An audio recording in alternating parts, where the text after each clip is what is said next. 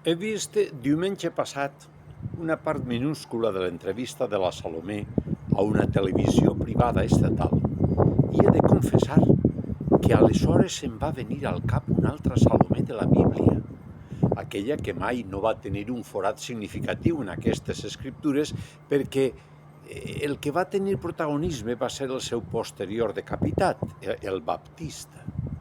Veges tu quina associació d'idees ens fa el nostre cervell. Doncs sí, amb aquesta associació em ve també a la ment una altra imatge, la del parroquià del Ventorro, assegut en la darrera fila de l'escorx, projectant la seva tètrica figura sobre el seu segon de files i ara president per gràcia del partit que li va prendre el nom a l'editorial dels diccionaris.